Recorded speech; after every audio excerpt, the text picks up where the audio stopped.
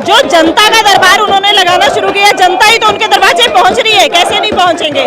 क्या करेंगे? ज्यादा से ज्यादा लाठी गोली चला लेंगे। बसों से ही जो सरकार की तरफ से ऑफर था ना, उनको था कि ये जनता दिखे ही ना, बसों में भर के आगे पीछे कर देंगे। सब दुर्भाग्य कहूंगी कि जिस सरकार में बैठे लोग बेटियों का बलात्कार कर रहे हैं और देश की सरकार चुप है। प्रधानमंत्री जी के लिए 2 लाइन बोलना चाहूंगी, सुन ले है भारत सरकार क्यों खड़ी अपराधी के साथ।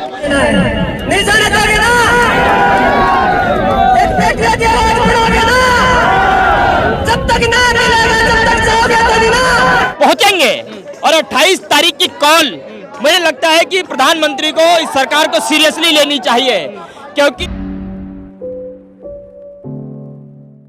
कहना चाहिएगा आज कैंडल मार्च निकालने का एक ऐलान था, इसके बाद 28 तारीख को भी आप लोग ऐलान कर रहे हैं संसद भवन पहुंचने का। क्या लग रहा है कि संसद भवन कैसे पहुंच पाएंगे, क्योंकि संसद भवन में उद्घाटन भी है पीएम मोदी का।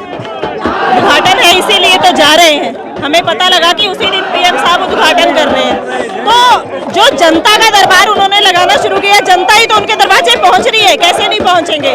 क्या करेंगे? ज्यादा से ज्यादा लाठी गोली चला लेंगे तो कोई बात नहीं, हम उसको भी सहने के लिए तैयार हैं।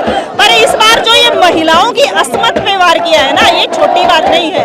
ये कोई पैसे की या रोटी की लड़ाई नहीं है। अब रोटी बेइज्जती जो है बेटियों की हुई है, लड़ाई अस्मत की और बेटी की आ चुकी है। तो बेटी की लड़ाई में ये जो हमारे खंडवे वाले बुजुर्ग हैं, इन्होंने जो ठाना है वो करके दिखाएंगे और हम सब लोग इनके साथ हैं। महिलाएं इस बार आगे हैं इस आंदोलन में, खासकर 1 महीने हो चुके हैं।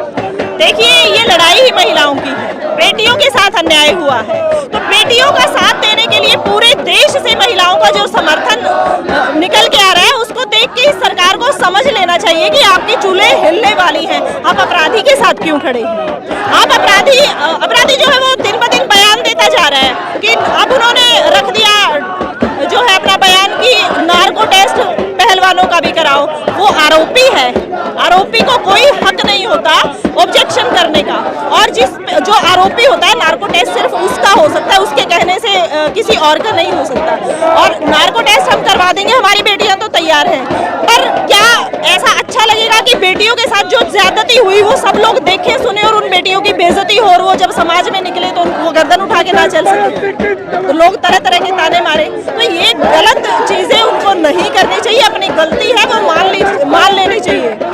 आज नहीं मानेंगे तो कल नाक रगड़ के मानेंगे जरूर। इंडिया गेट के ठीक सामने ऐसा नजारा कम ही देखने को मिलता है। एक निर्भया में देखने को मिला था बेटियों को लेकर के, और एक आज। ये वो क्रांति है जो गलत करने वाले को ले डूबेगी, क्योंकि ये जन सैलाब जो है ये जोड़ने से नहीं जुड़ता, ये भावनाओं से जुड़ता है। अब लोगों की भावनाएं आहत हुई है, उनकी बेटियों पे वार हुआ है, तो अब आपके सामने है जो भी है। यहाँ पे कोई किसी को फोन करके नहीं बुलाया गया है, सब अपने घर से खुद भी आए हैं और सैकड़ों लोगों को साथ लेके आए। लेकिन बसों से जाने की बात हो रही थी, पैदल ही चल पड़े आप लोग? नहीं, बसों से ही जो सरकार की तरफ से ऑफर था ना, उनको था कि ये जनता दिखे ही ना, बसों में भर के आगे पीछे कर देंगे, सारा हॉटस्पॉट सिस्टम कर देंगे। पर ऐसा नहीं है, पैदल मूवमेंट की हमारी तैयारी थी, वही पैदल मूवमेंट हमने किया। बसों में कितने आ जाते हैं? यहाँ पर सैकड़ों की हजारों लोग दिख रहे हैं कम से कम यहाँ पर। तो इस जो माहौल है, इससे क्या सरकार तक मैसेज अब पहुँच पाएगा आपको लगता है? सरकार तक तो पहुँच चुका है। आप देखेंगे कि हर बार जैसे कोई मूवमेंट होती है, पंचायत होती है, तभी उनका कोई ना कोई बयान जारी होता है, तो आप देखेंगे कि इस बार भी नया कुछ ना कुछ आने वाला होगा। इंडिया गेट के ठीक सामने यहाँ पर हैं सुदेश गोयल जी मौजूद हैं हमारे साथ। मैम, क्या कहिएगा, अभी पहलवान भी अपील कर रहे हैं 28 तारीख को संसद भवन तक जाने के लिए, क्या आप क्या कहना चाहिएगा? हमारे खाप पंचायतों ने जो फैसला लिया हम उनका सम्मान करते हैं, जैसा खाप पंचायतों ने कहा हम उनका समर्थन करते हैं, वैसा ही करेंगे। क्या कहिएगा, कैंडल मार्च जो आप लोग निकाल रहे हैं आज इंडिया गेट से, दूसरी बार हो रहा है निर्भया के बाद? देश का दुर्भाग्य कहूंगी कि जिस सरकार में बैठे लोग बेटियों का बलात्कार कर रहे हैं और देश की सरकार चुप है। प्रधानमंत्री जी के लिए 2 लाइन बोलना चाहूंगी, सुन ले है भारत सरकार क्यों खड़ी अपराधी के साथ। वोट मांगने आओगे तो जनता करेगी यही सवाल।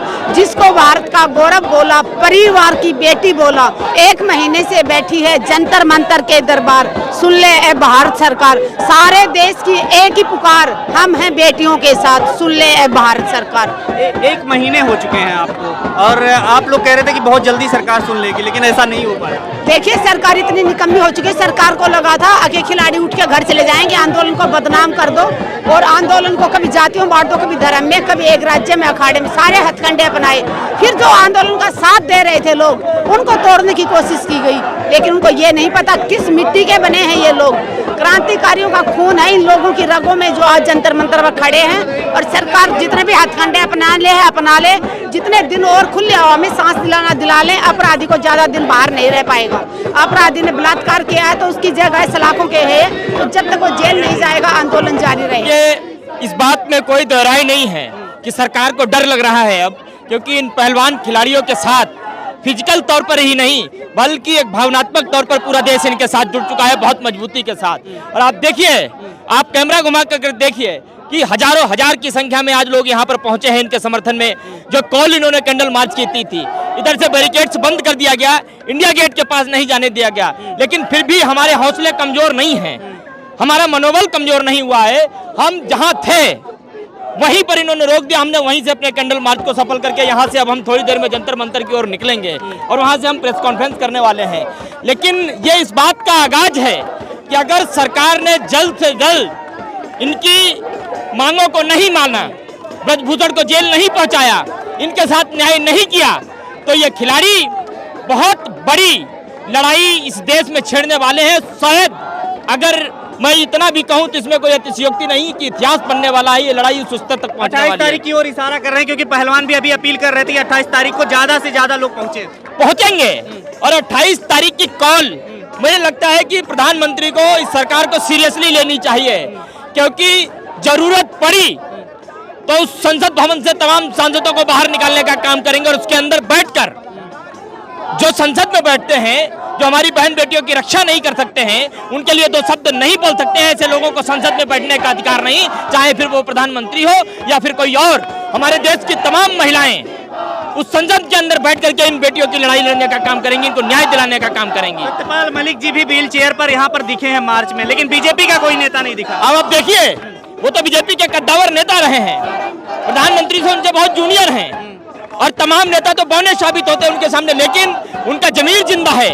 उनको लगता है कि ये लड़ाई किसी जाति की नहीं, किसी कौम की नहीं, किसी वर्ग की नहीं, ये लड़ाई इस देश की बेटियों की है, ये लड़ाई न्याय की है, ये लड़ाई इस देश के नौजवान की है, जिसको लड़ना, जिसको समर्थन देना हमारा नैतिक अधिकार है। अगर कोई इसमें नहीं खड़ा होता है तो मैं समझता हूं कि वो मानवता प्रेमी नहीं है, वो इंसानियत प्रेमी नहीं है, वो बहन बेटियों की रक्षा नहीं चाहता है, वो ब्रजभूषण जैसे राक्षसियों के साथ में खड़ा है, बलात्कारियों के साथ में खड़ा है। और सत्यपाल मलिक जैसे इंसान इस बात के प्रतीक बन चुके हैं कि राज्यसभा तमाम राजनीतिक पद की लालसा छोड़ करके यदि न्याय के साथ खड़े होने की जरूरत पड़ेगी तो तमाम चीजें त्याग दी जाएंगी, लेकिन बहन बेटियों की रक्षा और सुरक्षा के लिए आवाज हमें उठानी पड़ेगी। पूरा देश देख रहा है कि इंडिया गेट पर एक जो रोशनी होती है और इसमें कैंडल की रोशनी जो दिख रही है, पूरा देश में संदेश जा रहा है, लेकिन प्रधानमंत्री मोदी अभी भी चुप रहेंगे। जा रहा है संदेश, और ये देश देखे, आंखें खोल करके देखे, कानों से रुई लगा करके सुने, यहाँ से पहलवान आवाज उठा रहे हैं।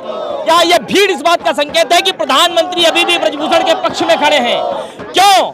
आखिर 31 दिन होने के बाद एक शब्द प्रधानमंत्री से बोला नहीं गया। ये वही प्रधानमंत्री हैं जब ये मेडल लेकर के आई थी, इनके साथ खाना खाया था, हमारी बेटियों को अपनी बिरादरी, अपने परिवार का बताया था। फिर आज जब ये 30 दिनों से बैठी हैं, न्याय मांग रही हैं, फिर क्यों आखिर इनको न्याय नहीं देना चाहते हो? क्यों ब्रजभूषण को बचाना चाहते हो? क्या ब्रजभूषण को गिरफ्तार करने से तुमको कोई नुकसान हो जाएगा? आप इन बेटियों की इज्जत पर, इन बेटियों की अस्मिता पर वोटों की कैलकुलेशन करने में लगे हुए हो और सरेआम इनकी इज्जत को तार-तार करने का काम कर रहे हो। शर्म आनी चाहिए ऐसे लोकतंत्र को, शर्म आनी चाहिए लोकतंत्र चलाने वाले को। प्रधानमंत्री की आंखों में थोड़ा सा भी अगर शर्म और हया का पानी बचा हो तो उनको तत्काल प्रभाव में 28 तारीख होने से पहले इन बेटियों को न्याय देना चाहिए और ब्रजभूषण जैसे दुराचारी को उठा करके जेल में डालना चाहिए। अगर ऐसा नहीं करते हैं तो कहीं ऐसा नहीं हो कि किसान आंदोलन से भी बड़ा कोई आंदोलन इस देश में छिड़ जाए। और आंदोलन की ताकत और हैसियत क्या होती है ये प्रधानमंत्री बहुत अच्छी तरीके से जानते हैं, क्योंकि देश की जिस गद्दी पर बैठ करके देश का संचालन कर रहे हैं वो भी कभी ना कभी आंदोलन करके ही देश के प्रधानमंत्री बने हैं। और ये देश धीरे धीरे परिवर्तन की ओर बढ़ रहा है और इस बात का संकेत और गवाही भी है। अगर इसी मानसिकता के साथ हिंदुस्तान को आगे ले जाना चाहते हो तो ये मानसिकता हिंदुस्तान को बिल्कुल भी स्वीकार नहीं है। 2024 में आपके पापों की, आपके कुकर्मों की सजा देने का काम इस देश की जनता आपको करेगी। तैयार रहिएगा इस बात के लिए। और इसीलिए मैं कहता हूं कि अब याचना नहीं, रण होगा। ये रण बहुत भीषण होगा क्योंकि बचाना है पूरे फेडरेशन सिस्टम को। अब इसलिए सलाखों के पीछे ब्रजभूषण सरल होगा। जय हिंद, वंदे मातरम। आप सबके समर्थन से, आपके सबके सहयोग से, तो साथियों आप इतनी मेहनत से लगे हुए हैं, इसको आपने खाली नहीं जाने देना है। नहीं जाने दोगे ना? एक बेटे की आवाज बढ़ोगे ना? जब तक ना मिलेगा, जब तक जाओगे तो ना।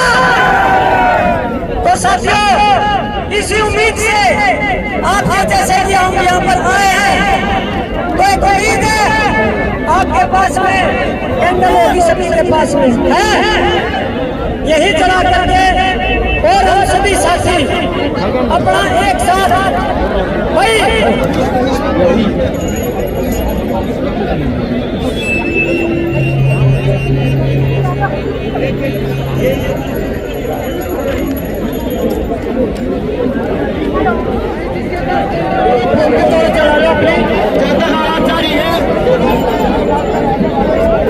नीचे